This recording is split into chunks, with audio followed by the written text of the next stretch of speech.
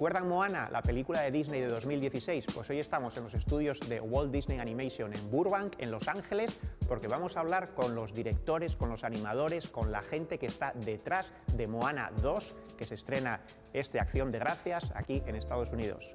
Vamos allá. Dana, David, Jason, right? Yes, perfect. Thanks for being with me today. Yvette Merino, Cristina Shen, producers of Moana 2.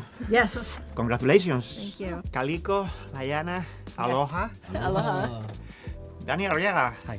How you doing? I'm doing great. Yeah, happy to be here with you. So, were you two like thinking back then, okay, I want to direct Moana 2? I don't know if I thought it right in that moment, but when the opportunity arose, I mean, obviously, I loved working on the first film. It's the film my family loves to go back and watch. So that was, there was no hesitation whatsoever. I love these characters so much. And for me, I didn't ever imagine directing Moana 2, but I wanted to continue her story. Yeah. I felt like we had just dipped our toe into the ocean of stories we could tell. And so I was thrilled, beyond belief, to come back and reintroduce her to everybody. I understand that you work actually in the first one, right? I did, and it was a highlight of my career. It was awesome. So, what are your roles specifically? Because I think it's very interesting that you guys were working in this movie. Yeah, absolutely. So I am the Senior Manager of Cultural for Disney Animation, and specifically on Moana 2. I lead our Oceanic Cultural Trust, which is a team of consultants from across the Pacific that have worked with us in the making of the film. And I was brought on as a member of the Cultural Trust. There are many of us who are part of it that bring such unique perspectives. My role is to help share Hawaiian cultural perspectives in terms of voyaging, ceremony, daily life, how those elements might play out and how they could take place in Moana 2. My main role was as the character art director, just to kind of oversee all the designs that get approved by the director, to see them through the entire process of the film, as far as up to animation, right? Getting to make sure they look right, make sure they feel right, as to what we had done in the designs as well. So I was just seeing that through and kind of keeping an eye on them as they go and doing any drawovers necessary to help get them back on track if they're off a little bit. So Dana, you not only are the director, you're the writer of the movie. Yes. And so in the first movie, we saw a very young girl, Moana, but now it's going to be a different story. How does she change in this new movie?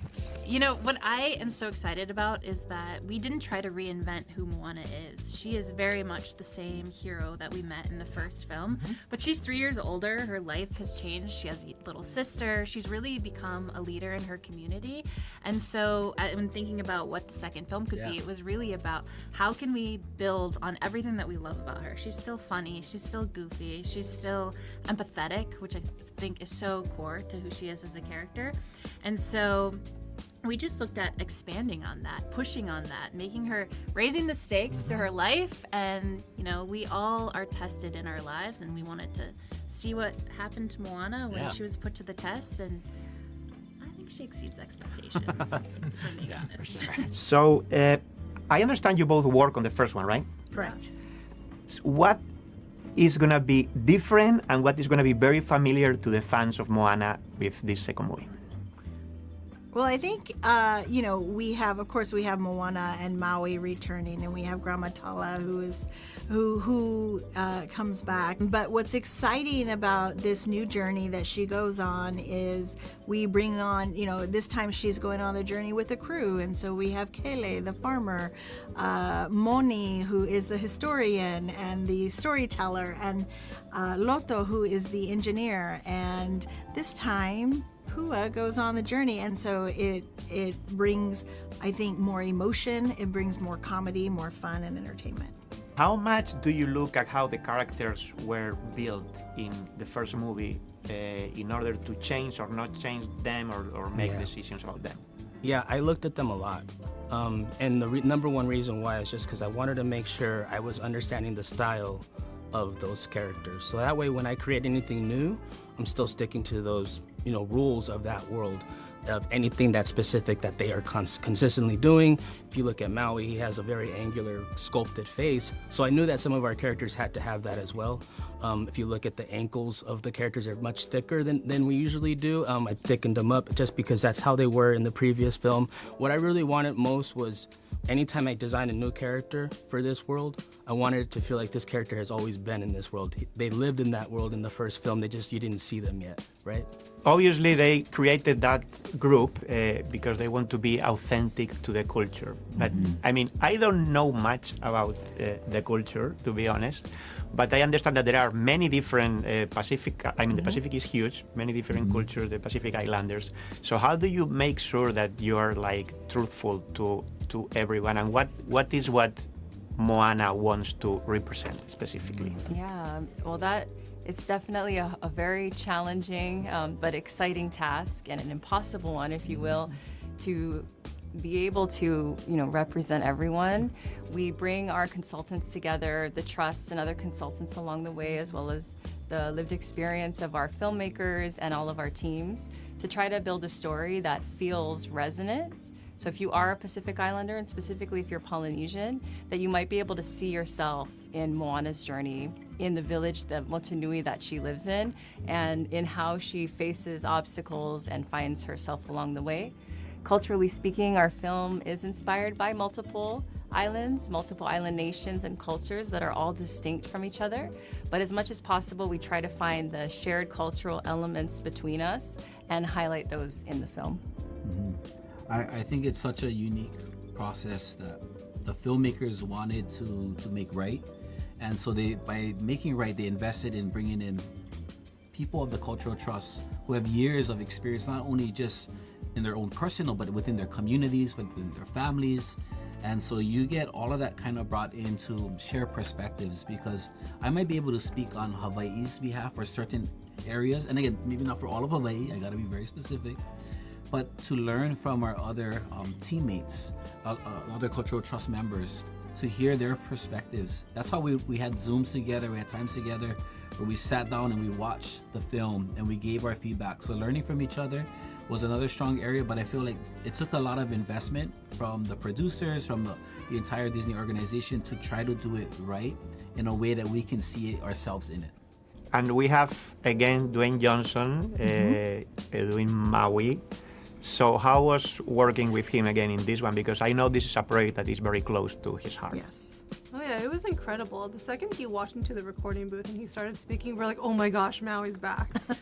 And so the moment that he brings his voice to the animation work really makes Maui come back as a character. And can I tell, so there was this moment, there's a really special moment in the film for Maui, and there's a moment of music where there are some lyrics in Samoan and written by Opataya Fua'i, and I got to be in the recording booth in that moment, and to sit there as a Samoan, watching another Samoan sing a song written by a Samoan, I've never experienced anything like that. And to me, it was just a great example of what representation in a film really means. It's more than lip service on this film. Like, we really are intentional about it. And Dwayne and I looked at him, I walked in and I was tearing up a little bit, and he gave me a big hug, and I was like, this couldn't have happened anywhere else but on Moana 2. And so it was a really special moment to be a part of.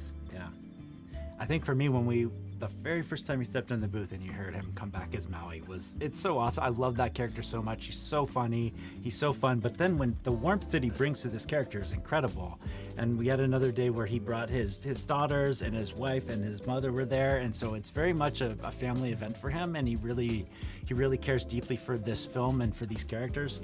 When you do a sequel of an animation movie, I guess there is always kind of this question about how much do we want to change the look of the movie? Because obviously technology advances in this year, you can do more things. At the same time, you don't want to change so much. Did you have like these conversations? What were your decisions there?